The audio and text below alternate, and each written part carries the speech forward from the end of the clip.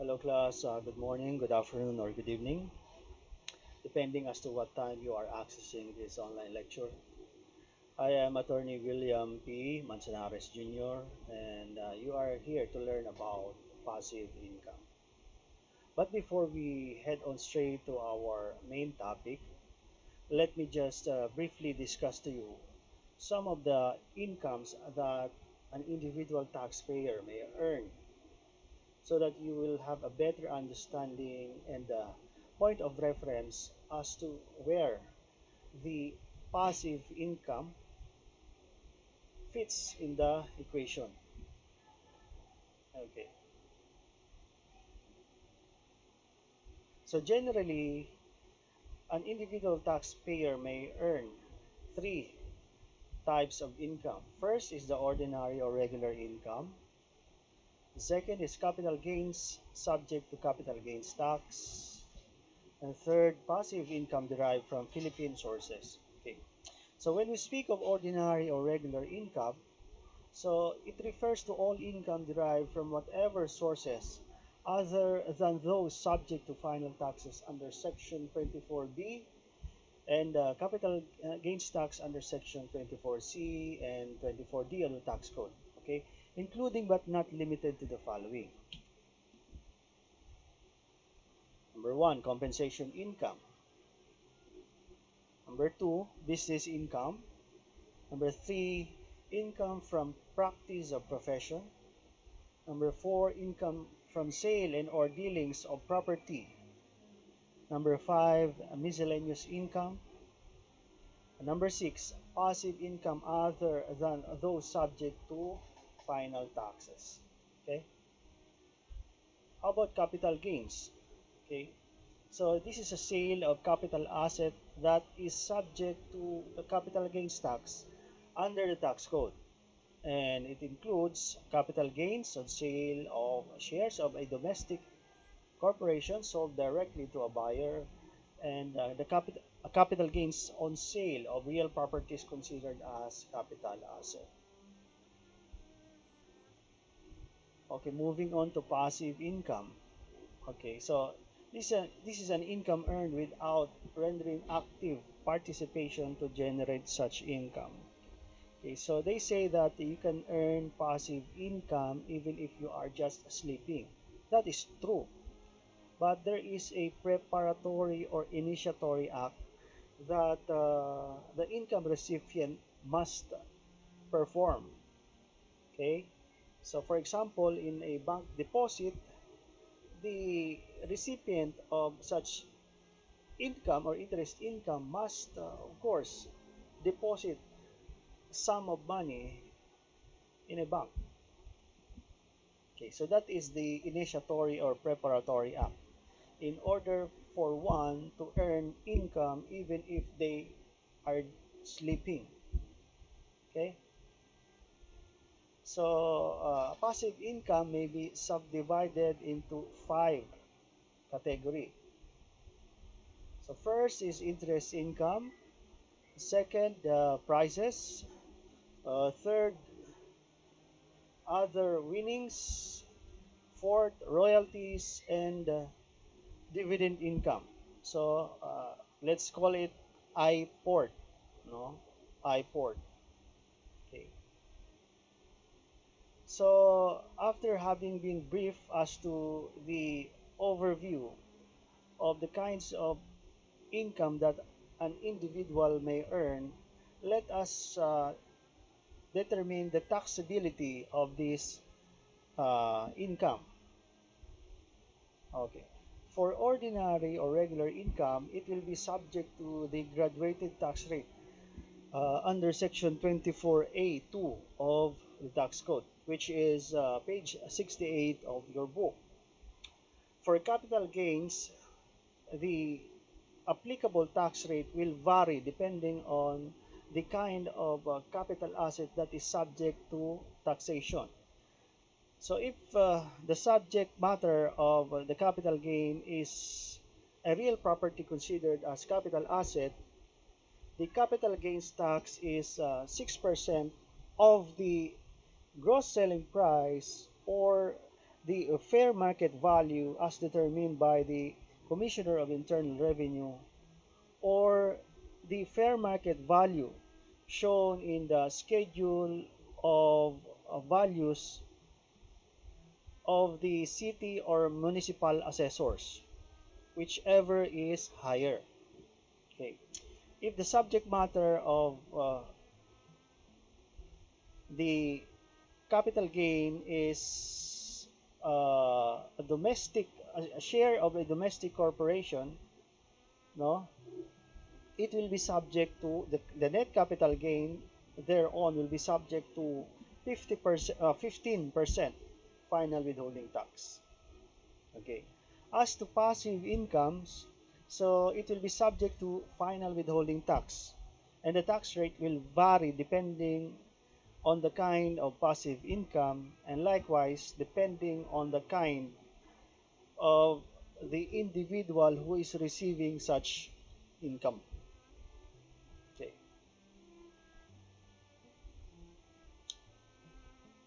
Okay. So kindly take a look at this table. So for better understanding, I prepared a tabular schedule so that you will have a bird's eye view on the kind of passive income and their tax rates depending on the kind of taxpayer receiving the same. Okay. So let's study first interest. Okay. So under interest, there are 5 items. So first is the interest on currency bank deposit. Okay. So what is interest on bank deposit? Okay.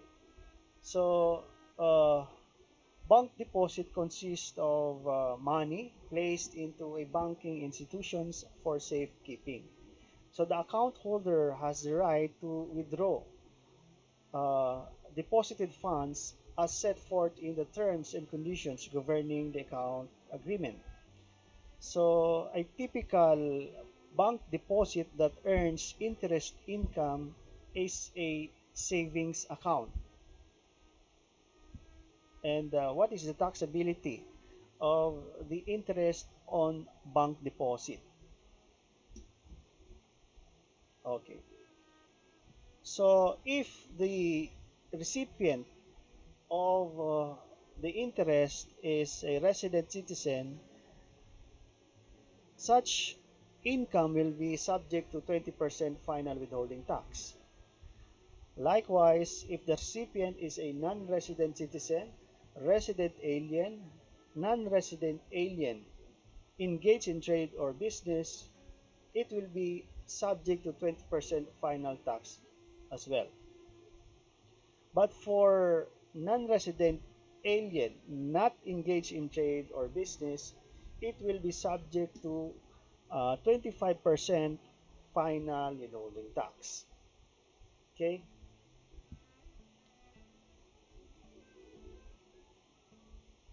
For yields or income from deposit substitutes, okay, so under the amended Section 95 of the new BSP Charter, the term deposit substitutes is defined as an alternative form of obtaining funds from the public other than deposits through the issuance, endorsements, or acceptance of debt instruments for the borrower's own account for the purpose of relending or purchasing receivables other obligations.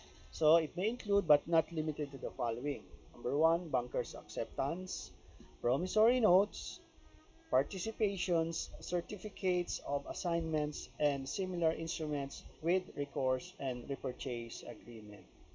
Okay. So what is the taxability of yield or income from substitutes? Okay, so just like interest from currency bank deposit, it will be subject to 20%.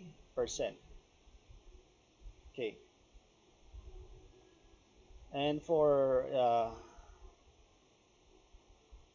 yield or any monetary benefit from trust fund and other similar arrangement, it will be subject likewise to 20%.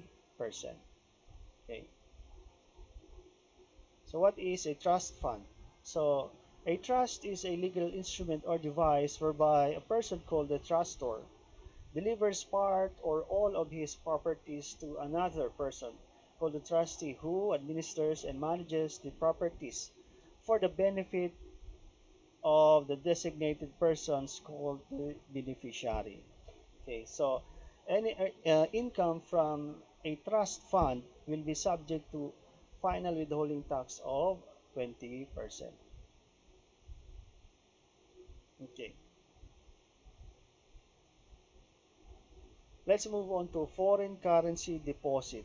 So, foreign currency deposit refers to a fund in a foreign currency maintained in an offshore banking unit or a foreign currency deposit unit of a local bank or branch of a foreign bank authorized by Bangko Sentral ng Pilipinas to engage in foreign currency denominated transaction. So typically, this is a deposit in a bank which is placed in a foreign currency. So usually dollar account. Okay. So the final withholding tax for uh, interest on income received from a depository bank under expanded foreign currency deposit system will be 15% if the recipient is a resident citizen. Likewise, if the recipient is a resident alien, it will also be subject to 15%. For non-resident citizen, non-resident alien engaged in trade or business, and for non-resident alien not engaged in trade or business, it will be exempt. Okay? Okay. How about long-term deposit? So an interest income in an interest-bearing bank account, it is an interest-bearing bank account that has a present date of maturity. So the money must remain in the account for the fixed term in order to earn the stated interest rate. Okay. So if this long-term deposit is held at least 5 years by the taxpayer, it will be exempt from income tax. Okay, it will only be subject to final withholding tax if it is pre-terminated prior to 5 years, and the rate will vary depending as to the duration of the holding period for such long-term deposit. Okay.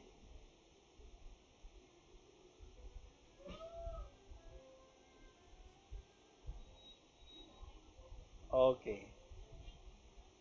So as you can see here, you can notice from this table that all income received by resident citizen, no, passive income received by resident citizen from without, meaning from abroad, will not be subject to final withholding tax, but it will be subject to graduated tax rate under section 24A2 of the tax code.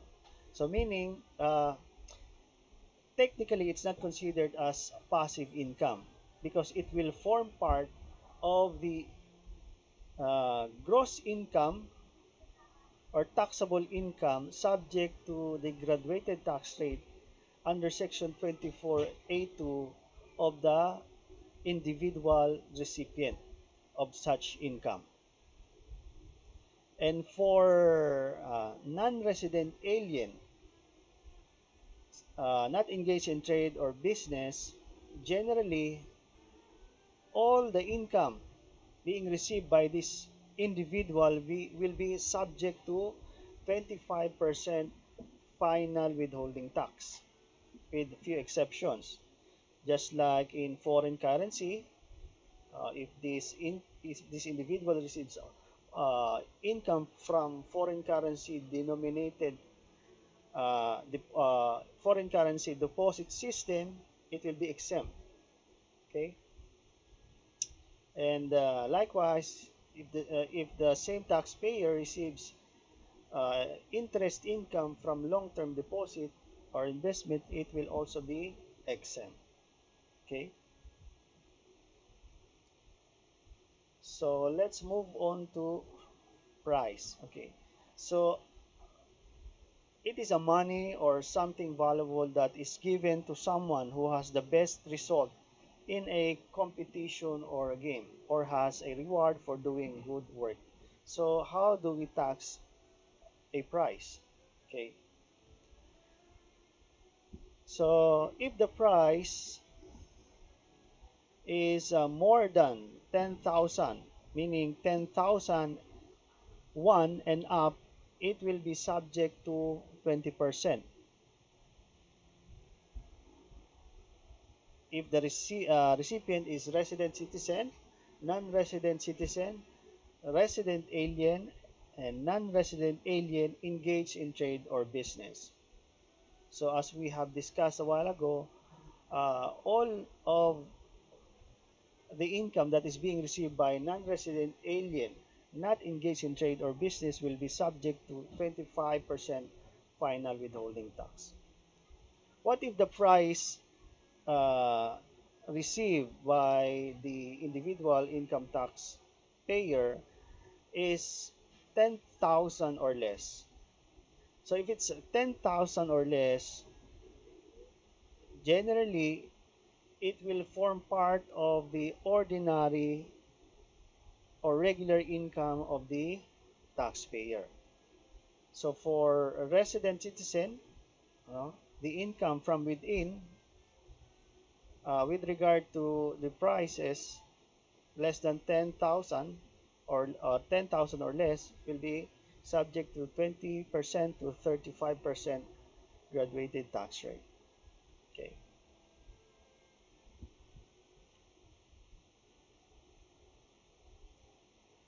Let's move on to winnings. So it is the money that someone wins in a competition or a gambling. Okay. So other winnings. So regardless of the amount, it will be subject to 20%. However, if the winnings pertain to PCSO or lotto winnings, there is a threshold for its taxability. So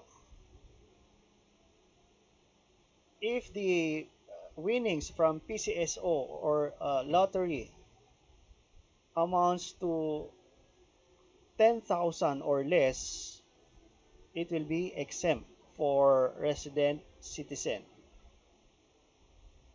Okay, likewise for non-resident citizen, resident alien, non-resident alien engaged in trade or business, it will be exempt.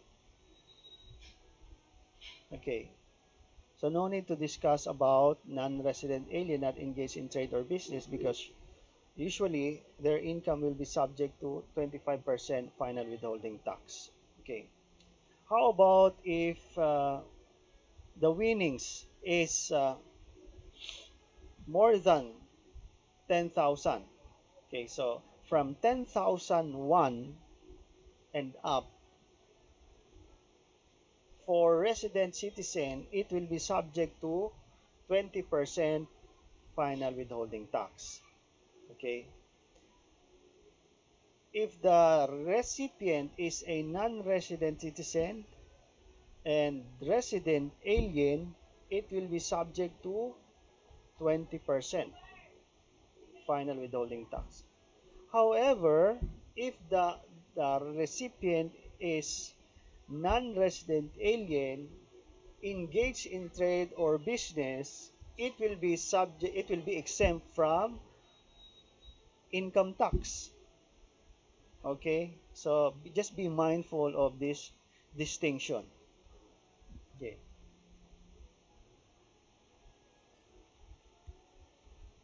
let's move on to royalty. Okay, royalty from books.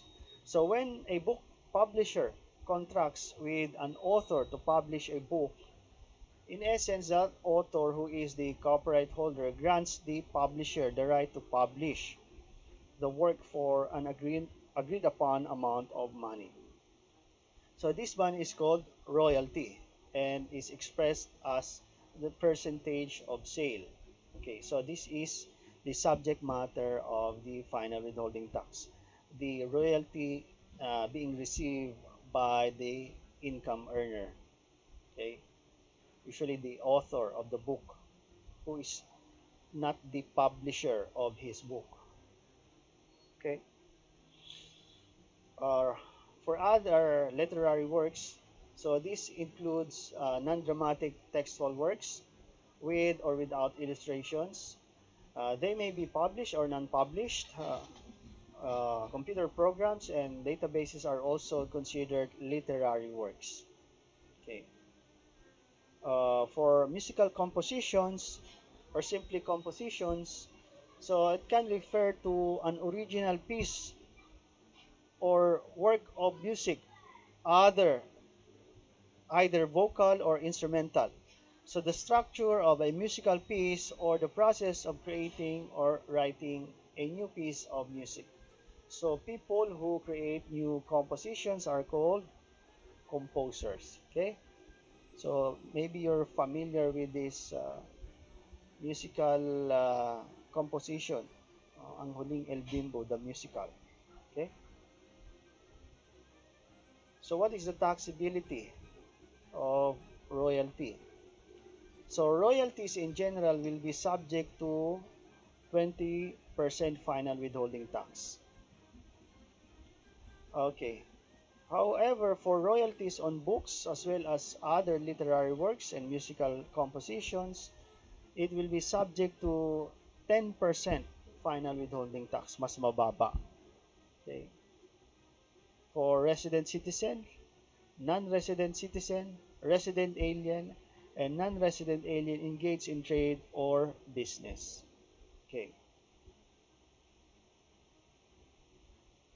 Let's move on to dividends. Okay, so a dividend is that part or portion of the profits of a corporation set aside, declared and ordered by the directors to be paid ratably to the stockholders on demand or at a fixed time. So there is a statutory definition in the tax code of dividend under section 73 of the tax code. So what is the taxability of dividends? Okay. So, so a cash or property dividends actually constructively received from a domestic corporation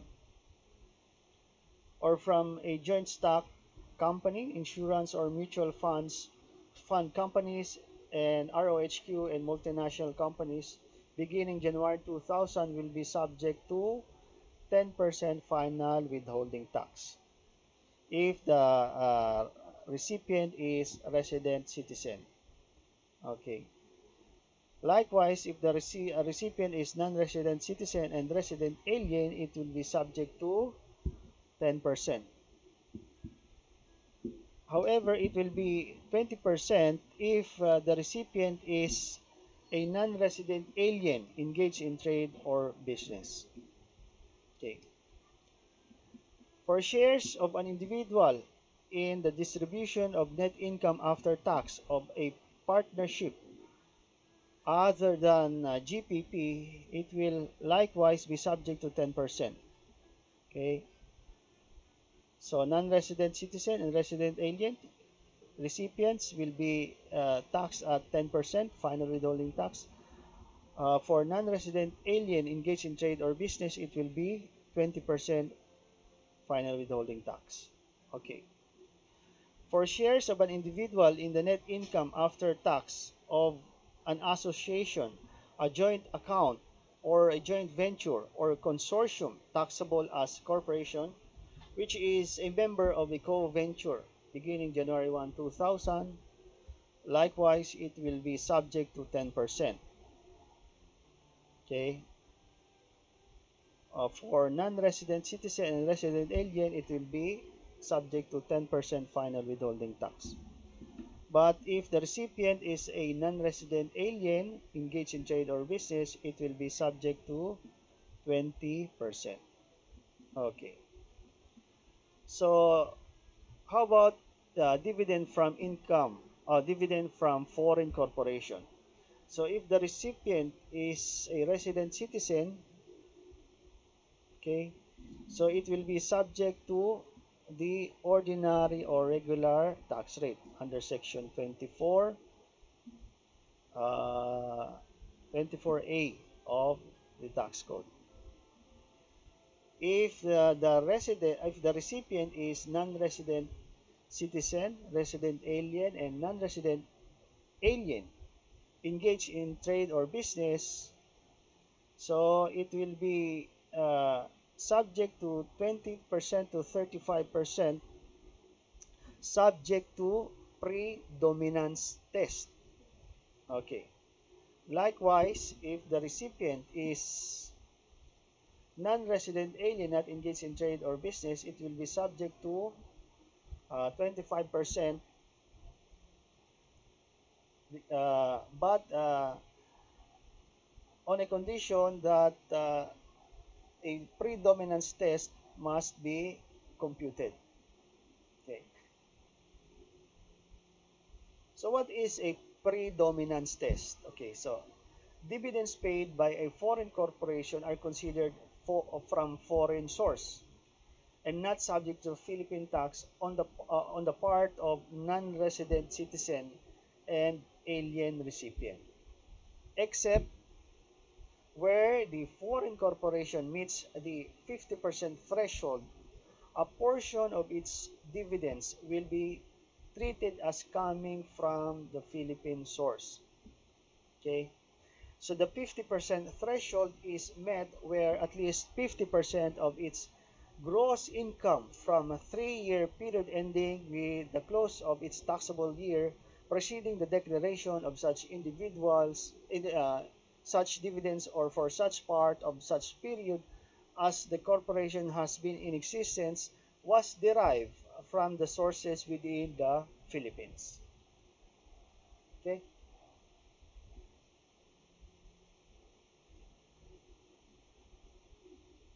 Okay, so that ends my presentation for passive income. Thank you and God bless.